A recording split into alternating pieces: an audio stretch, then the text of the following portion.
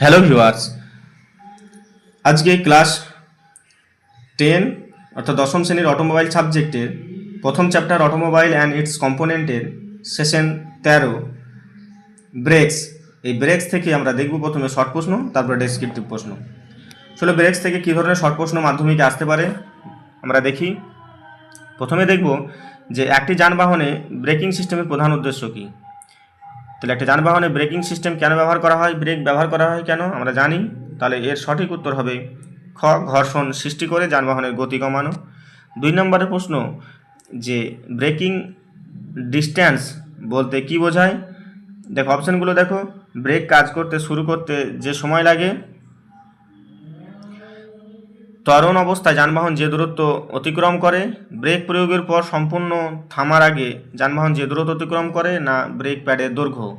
তাহলে এর সঠিক উত্তর হবে গ, হচ্ছে ব্রেক প্রয়োগের পর সম্পূর্ণ থামার আগে যানবাহন যে দূরত্ব অতিক্রম করে তাকে বলা হয় ব্রেকিং ডিস্ট্যান্স। এটা কিন্তু ইম্পর্টেন্ট প্রশ্ন, ব্রেকিং ডিস্ট্যান্স কি। 3 নম্বরের প্রশ্ন যে নিচের কোনটি একটি ভালো ব্রেকিং সিস্টেমের প্রয়োজনীয়তা নয়। তাহলে এর সঠিক উত্তর হবে ক, ব্রেক প্রয়োগ করলে স্টিয়ারিং জ্যামিতি বিঘ্নিত হয়। 4 নম্বরের প্রশ্ন ব্রেকে খুব কম সংখ্যা ক্ষয়প্রাপ্ত অংশ থাকা কেন গুরুত্বপূর্ণ। তাহলে 4-এর সঠিক উত্তর হবে গ, রক্ষণাবেক্ষণ কমানো এবং ব্রেকিং সিস্টেমের আয়ু বাড়ানোর জন্য। তোমরা বাকি অপশানগুলো দেখে নেবে, সঠিক উত্তরটার সঙ্গে বাকি অপশানগুলো একবার পড়ে নেবে। এরপরে 5 নম্বরের প্রশ্ন ব্রেক প্যাড ও ড্রামের মধ্যে ঘর্ষণ সৃষ্টি হয় কোন কারণে। তাহলে এটা সঠিক উত্তর হবে গ, যানবাহনের গতি বা কমানোর জন্য। এরপরে 6 নম্বরের প্রশ্ন হাইড্রোলিক ব্রেক সিস্টেমে কোন তরল ব্যবহার করা যায়। তাহলে এটা সঠিক উত্তর হবে 6-এর খ, ব্রেক ফ্লুইড। কোন ব্রেক সিস্টেমে তরলের চাপ ব্যবহার করে ব্রেক কাজ করে। তাহলে 7-এর সঠিক উত্তর হবে খ, হাইড্রোলিক ব্রেক। এরপরে ভারী যানবাহনে সাধারণত কোন ধরনের ব্রেক ব্যবহৃত হয়, হাইড্রোলিক ব্রেক না মেকানিক্যাল ব্রেক না এয়ার ব্রেক না ডিস্ক ব্রেক। তাহলে 8-এর সঠিক উত্তর হবে গ, এয়ার ব্রেক। এরপরে ব্রেক ফেড বলতে কি বোঝো। তাহলে 9-এর সঠিক উত্তর হবে ব্রেক ফেড বলতে বোঝায় যে অতিরিক্ত তাপে ব্রেকের কার্যকারিতা কমে যাওয়া। অপশন খ হচ্ছে সঠিক উত্তর। এরপরে 10 নম্বর হচ্ছে পার্কিং ব্রেকের প্রধান কাজ কি। এর সঠিক উত্তর হবে গ, স্থির অবস্থায় গাড়িকে ধরে রাখা পার্কিং ব্রেকের প্রধান কাজ। এরপরে দেখব সংক্ষেপে উত্তর, ব্রেকিং সিস্টেম বলতে কি বোঝো। ব্রেকিং সিস্টেম হলো একটি যান্ত্রিক বা হাইড্রোলিক ব্যবস্থা যা গাড়ির গতি কমিয়ে থামায়। 2 নম্বর প্রশ্ন যে ব্রেকিং সিস্টেমের প্রধান কাজ কি, উদ্দেশ্য কি। তাহলে এটা ব্রেকিং সিস্টেমের প্রধান উদ্দেশ্য হলো যানবাহনকে নিরাপদে এবং দ্রুত থামানো। 3 নম্বর প্রশ্ন যে ব্রেকিং ডিস্ট্যান্স বলতে কি বোঝো। ব্রেকিং ডিস্ট্যান্স হলো ব্রেক প্রয়োগের পর গাড়ি সম্পূর্ণ থামার আগে দূরত্ব অতিক্রম করা দূরত্ব। এরপর 4 নম্বর প্রশ্ন ভালো ব্রেকিং সিস্টেমের বৈশিষ্ট্য কি। ভালো ব্রেকিং সিস্টেম দ্রুত থামায়, সব আবহাওয়ায় কাজ করে, রক্ষণাবেক্ষণ কম লাগে। হাইড্রোলিক ব্রেক কী কাজ করে। হাইড্রোলিক ব্রেক ফ্লুইডের চাপ ব্যবহার করে গতি কমায়। এয়ার ব্রেক কোথায় ব্যবহৃত হয়। এয়ার ব্রেক সাধারণত ভারী যানবাহনে ব্যবহৃত হয়। ব্রেক ফ্রেড কি। ব্রেক ফ্রেড হলো অতিরিক্ত চাপে ব্রেকের কার্যকারিতা কমে যাওয়া। এরপরে 8 নম্বরের প্রশ্ন যে ডিস্ক ব্রেকের প্রধান সুবিধা কি। ডিস্ক ব্রেক দ্রুত কার্যকর এবং তাপ ভালোভাবে ছড়িয়ে দেয়। 9 হচ্ছে পার্কিং ব্রেকের প্রধান কাজ কি। পার্কিং ব্রেক গাড়িকে স্থির অবস্থায় ধরে রাখে। 10 নম্বর হচ্ছে ব্রেক ফ্লুইডের কাজ কি। ব্রেক ফ্লুইড চাপ সংক্রমণ করে ব্রেক কার্যকর করে। এরপরে শূন্যস্থান প্রশ্ন যে ব্রেকিং সিস্টেম গাড়ির গতি ড্যাশ করতে ব্যবহৃত হয়, কমাতে সাহায্য করে। এরপরে ব্রেকিং ডিস্ট্যান্স হলো গাড়ির সম্পূর্ণ থামার আগে অতিক্রান্ত দূরত্ব। তাহলে শূন্যস্থানে হবে দূরত্ব। এরপরে ভালো ব্রেকিং সিস্টেম সব আবহাওয়ায় সমানভাবে ড্যাশ করতে সক্ষম, কাজ করতে সক্ষম। হাইড্রোলিক ব্রেক ফ্লুইডে ড্যাশ ব্যবহার করে কাজ করে, চাপ ব্যবহার করে কাজ করে। ভারী যানবাহনে সাধারণত ড্যাশ ব্রেক ব্যবহৃত হয়, এয়ার ব্রেক ব্যবহৃত হয়। ব্রেক ফ্রেড ঘটে যখন ব্রেক অতিরিক্ত গরম হয়। 7 নম্বরের প্রশ্ন যে ডিস্ক ব্রেক তাপকে দ্রুত ছড়িয়ে দিতে সক্ষম হয়। এরপরে 8 নম্বরের প্রশ্ন যে পার্কিং ব্রেক গাড়িকে স্থির অবস্থায় কী ধরে রাখে। 9 নম্বরের প্রশ্ন যে ব্রেক ফ্লুইড ব্রেকের কার্যকারিতা সংক্রমণে সহায়ক একটি তরল। 10 হচ্ছে ভালো ব্রেকিং সিস্টেমে রক্ষণাবেক্ষণ কম হওয়া উচিত। এরপরে সত্য মিথ্যা যে ব্রেকিং সিস্টেম গাড়িকে থামাতে ব্যবহার করা হয়। সত্য, ব্রেকিং ডিস্ট্যান্স হলো একটি ব্রেক চাপানোর পর গাড়ি থামানোর আগে অতিক্রান্ত দূরত্ব। সত্য। 3 নম্বর প্রশ্ন হচ্ছে যে ভালো ব্রেকিং সিস্টেম সব আবহাওয়ায় সমানভাবে কাজ করা উচিত। সত্য, হাইড্রোলিক ব্রেকের কাজ করার জন্য কোনো তরলের প্রয়োজন হয় না। মিথ্যা, হাইড্রোলিক ফ্লুইড ব্যবহার করা হয়। তারপরে 5 নম্বরের প্রশ্ন ভারী যানবাহনে সাধারণত এয়ার ব্রেক ব্যবহৃত হয়। সত্য। 6 হচ্ছে যে ব্রেক ফেড ঘটে যখন ব্রেক অতিরিক্ত গরম হয়। সত্য। এরপরে 7 নম্বরের যে ডিস্ক ব্রেক তাপ দ্রুত ছড়ায় না। মিথ্যা, পার্কিং ব্রেক গাড়িকে স্থির অবস্থায় ধরে রাখে। সত্য, ব্রেক ফ্লুইড ব্রেকের কার্যকারিতা সংক্রমণে সহায়ক। সত্য, ভালো ব্রেকিং সিস্টেমের রক্ষণাবেক্ষণ বেশি হওয়া উচিত। মিথ্যা। এরপরে নিম্নলিখিত প্রশ্নের উত্তর দাও। দেখো গাড়িতে ব্রেকের গুরুত্ব কী। এ ধরনের প্রশ্ন আসলে এর উত্তর হবে যে গাড়িতে ব্রেক গাড়িকে সঠিক সময়ে থামাতে সাহায্য করে, দুর্ঘটনা প্রতিরোধ করে, গাড়ির নিয়ন্ত্রণ বজায় রাখে এবং যাত্রী ও পণ্যের নিরাপত্তা নিশ্চিত করে। 2 নম্বরের প্রশ্ন যে গাড়ির ব্রেকের কাজের মূল নীতি কী। তাহলে গাড়ির ব্রেকের মূল নীতি হলো ঘর্ষণ সৃষ্টি করা যাতে চাকা ধীরে ধীরে ঘূর্ণন বন্ধ করে গাড়ি থামে। এরপরে 3 নম্বরের প্রশ্ন যে ভালো ব্রেকের বৈশিষ্ট্য বা গুণাবলী কী কী। তাহলে ভালো ব্রেকের বৈশিষ্ট্য হলো দ্রুত থামাতে সক্ষম হওয়া, সব আবহাওয়ায় কার্যকর হওয়া, স্থিতিশীলতা বজায় রাখা, ক্ষয়প্রাপ্ত অংশ কম থাকা, রক্ষণাবেক্ষণ সহজ হওয়া, আর হচ্ছে কম শব্দ উৎপন্ন করা। এরপরে দেখব আমরা 14 নম্বর সেশন অর্থাৎ অটোমোবাইল অ্যান্ড ইটস কম্পোনেন্টের এটাই শেষ সেশন। 14 নম্বর সেশন হচ্ছে ইলেকট্রিক্যাল অ্যান্ড ইলেকট্রনিক সিস্টেম। এখান থেকে কী ধরনের প্রশ্ন আসে আমরা দেখব। তার আগে যদি তোমাদের ভিডিওগুলো ভালো লেগে থাকে তাহলে চ্যানেলটিকে অবশ্যই সাবস্ক্রাইব করবে এবং বন্ধুদের সঙ্গে শেয়ার করবে এবং সঙ্গে বেল আইকনটি অন করে নেবে যাতে তোমরা এ ধরনের প্রশ্ন ডেলি পেতে থাকো।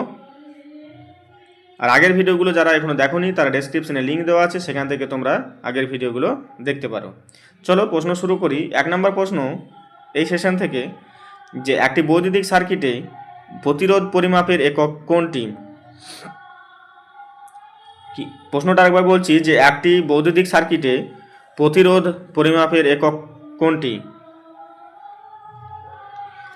তাহলে এর সঠিক উত্তর হবে গ ওহম। এরপরে 2 নম্বর প্রশ্ন যে কোন সূত্রটি ওহমের নিয়ম নির্দেশ করে। তাহলে এর সঠিক উত্তর হবে ক ই সমান আই ইন্টু আর। 3 নম্বর প্রশ্ন একটি গাড়ির বৈদ্যুতিক অবস্থার অল্টারনেটের প্রধান কাজ কি। তাহলে সঠিক উত্তর হবে বৈদ্যুতিক অবস্থায় ভোল্টেজ স্থিতিশীল করা। 4 নম্বরের প্রশ্ন একটি লিড অ্যাসিড ব্যাটারিতে ব্যাটারিতে ডিসচার্জ প্রক্রিয়ার সময় কি ঘটে।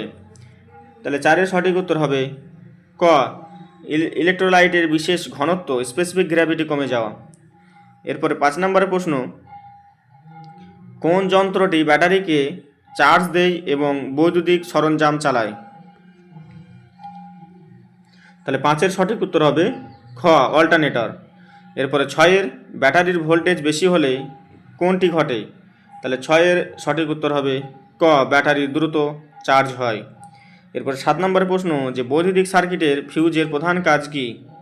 তাহলে 7-এর সঠিক উত্তর হবে খ ওভারলোড বা শর্ট সার্কিট থেকে সার্কিটকে রক্ষা করা। এরপরে কোনটি একটি বৈদ্যুতিক সরঞ্জামের শক্তি পরিমাপের একক। তাহলে 8-এর সঠিক উত্তর হবে গ ওয়াট। 9 হচ্ছে ব্যাটারির প্লাস এবং মাইনাস টার্মিনালের মধ্যে সংযোগ কি নির্দেশ করে? তাহলে 9 এর সঠিক উত্তর হবে ক, ভোল্টেজের দিক। এরপরে 10 নম্বরের প্রশ্ন, ডিসচার্জ হওয়ার সময় ব্যাটারিতে কোন রাসায়নিক বিক্রিয়া ঘটে? তাহলে এর সঠিক উত্তর হবে ক, লেড পারক্সাইড থেকে এটা হবে লেড পারক্সাইড থেকে লেড সালফেট তৈরি হয়। এরপর সংক্ষেপে প্রশ্ন, একটি বাক্যে প্রশ্ন যে প্রতিরোধের এবার রেজিস্ট্যান্সের একক কি? ওহমের নিয়মের সূত্র কি? ই সমান আইআর মানে কারেন্ট ইন্টু হচ্ছে রেজিস্ট্যান্স। এরপরে অল্টারনেটরের প্রধান কাজ হচ্ছে ব্যাটারি চার্জ করা ও বৈদ্যুতিক সরঞ্জামকে শক্তিশালী করা। তারপরে লেড অ্যাসিড ব্যাটারির ডিসচার্জে কি ঘটে? যে ইলেকট্রোলাইটের ঘনত্ব কমে যায়। ফিউজের কাজ কি? সার্কিটে শর্ট সার্কিট বা ওভারলোড থেকে রক্ষা করা সার্কিটকে। এবার 6 নম্বরের হচ্ছে যে ব্যাটারির প্লাস এবং মাইনাস টার্মিনালের সংযোগ কি নির্দেশ করে? ভোল্টেজের দিক। 7 নম্বরের হচ্ছে স্টার্টার মোটরের কাজ কি? ইঞ্জিনকে ঘোরানো শুরু করা। এরপর 8 নম্বরের প্রশ্ন যে বৈদ্যুতিক শক্তি পরিমাপের একক কি? ওয়াট। তাহলে আমরা দুটো একক দেখলাম, একটা ওহম আর একটা হচ্ছে ওয়াট। এবার 9 নম্বরের প্রশ্ন, ডিসচার্জের সময় ব্যাটারিতে কোন রাসায়নিক বিক্রিয়া ঘটে? লেড পারক্সাইড লেড সালফেটে রূপান্তরিত হয়। এরপরে 10 নম্বরের প্রশ্ন, অল্টারনেট ও ব্যাটারির মধ্যে প্রধান পার্থক্য কি? ব্যাটারি শক্তি সঞ্চয় করে, অল্টারনেট উৎপন্ন শক্তি সরবরাহ করে। এরপরে শূন্যস্থান প্রশ্ন যে বৈদ্যুতিক প্রতিরোধের পরিমাপের একক কি? ওহমের নিয়ম অনুযায়ী ভোল্টেজ সমান হচ্ছে কারেন্ট ইন্টু হচ্ছে প্রতিরোধ। 3 নম্বর প্রশ্ন, ব্যাটারিতে ডিসচার্জের সময় ইলেকট্রোলাইটের কি হয়? ঘনত্ব কমে যায়। 4 নম্বরের প্রশ্ন যে বৈদ্যুতিক সার্কিটে ওভারলোড বা শর্ট সার্কিট থেকে রক্ষা করতে ব্যবহৃত হয় ফিউজ। এরপরে 5 নম্বরের প্রশ্ন, গাড়ির ড্যাশ মোটর ইঞ্জিনকে ঘোরানোর জন্য ব্যবহৃত হয় স্টার্টার। এরপরে 6 নম্বর, অল্টারনেটরের কাজ হলো ব্যাটারি চার্জ করা এবং বৈদ্যুতিক শক্তি সরবরাহ করা। 7 হচ্ছে বৈদ্যুতিক শক্তি পরিমাপের একক হলো ওয়াট। 8 হচ্ছে ব্যাটারি প্লাস এবং মাইনাস টার্মিনালে ভোল্টেজের দিক নির্দেশ করে। 7 হচ্ছে ডিসচার্জের সময় লেড পারক্সাইড লেড সালফেটে রূপান্তরিত হয়। 10 হচ্ছে ব্যাটারির শক্তি ড্যাশ সঞ্চয় করে। এরপর সত্য মিথ্যা যে ওহমের নিয়ম অনুযায়ী ভোল্টেজের কারেন্ট ও প্রতিরোধের গুণফলের সমান, এটা হচ্ছে সত্য। ভি সমান আইআর। এবার 2 হচ্ছে এটা হচ্ছে ভি সমান আইআর। 2 হচ্ছে ব্যাটারি ডিসচার্জের সময় ইলেকট্রোলাইটের ঘনত্ব বৃদ্ধি পায়, মিথ্যা। ফিউজ সার্কিটকে ওভারলোড থেকে রক্ষা করে, সত্য। স্টার্টার মোটর ইঞ্জিনকে ঘোরানোর কাজ করে, সত্য।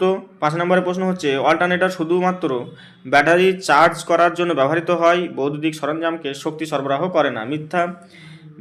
6 নম্বরের প্রশ্ন হচ্ছে ব্যাটারি প্লাস ও মাইনাস টার্মিনালে ভোল্টেজের দিক নির্দেশ করে, সত্য। 7 হচ্ছে যে বৈদ্যুতিক শক্তি পরিমাপের একক হচ্ছে ওহম, মিথ্যা।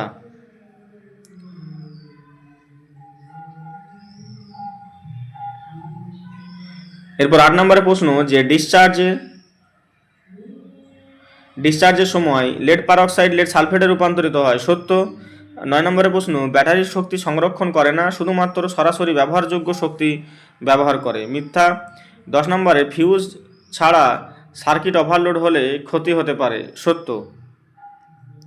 এরপরে নিম্নলিখিত প্রশ্নের উত্তর দাও যে গাড়ির বৈদ্যুতিক এবং ইলেকট্রনিক সিস্টেমের গুরুত্ব কী? গাড়ির বৈদ্যুতিক এবং electronic system engine, light, starter, sensor, infotainment এবং নিরাপত্তা সরঞ্জাম সহ সমস্ত বৈদ্যুতিক উপাদান সুষ্ঠুভাবে পরিচালনা করা। 2 হচ্ছে গাড়িতে ব্যাটারি কী কাজে ব্যবহৃত হয়? তাহলে এ ধরনের প্রশ্ন আসলে গাড়ির স্টার্টার মোটর চালানোর, আলো বৈদ্যুতিক সরঞ্জামকে শক্তি সরবরাহ করা এবং গাড়ির ইলেকট্রিক্যাল সিস্টেমে স্থিতিশীল ভোল্টেজ প্রদান করার জন্য ব্যবহৃত হয়। এরপরে 3 নম্বর প্রশ্ন একটি ভালো ব্যাটারির প্রধান বৈশিষ্ট্য কী কী? একটি ভালো ব্যাটারির দ্রুত চার্জ গ্রহণ করতে পারে, দীর্ঘ সময় শক্তি সংরক্ষণ করে, কম রক্ষণাবেক্ষণ প্রয়োজনে উচ্চ বর্তমান দিতে সক্ষম এবং টেকসই হয়। এর 4 নম্বরের প্রশ্ন, ব্যাটারির দূরত্ব এবং রক্ষণাবেক্ষণ কিভাবে করতে হয় রক্ষণাবেক্ষণ। উত্তর হবে ব্যাটারিকে নিয়মিত চার্জ দেওয়া, ইলেকট্রোলাইটের মাত্রা পরীক্ষা করা, টার্মিনাল পরীক্ষা করা, আর অত্যাধিক গরম বা ঠান্ডা থেকে রক্ষা করা এবং ব্যাটারির শক্তি শেষ হলে প্রতিস্থাপন করা।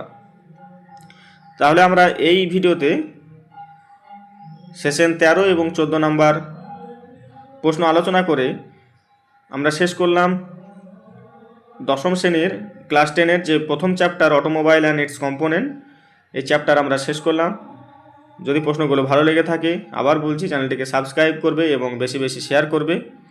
আর আগের ভিডিওগুলো দেখতে চাইলে ডেসক্রিপশনে লিঙ্ক দেওয়া আছে, সেখান থেকে তোমরা আগের ভিডিওগুলো দেখতে পারো।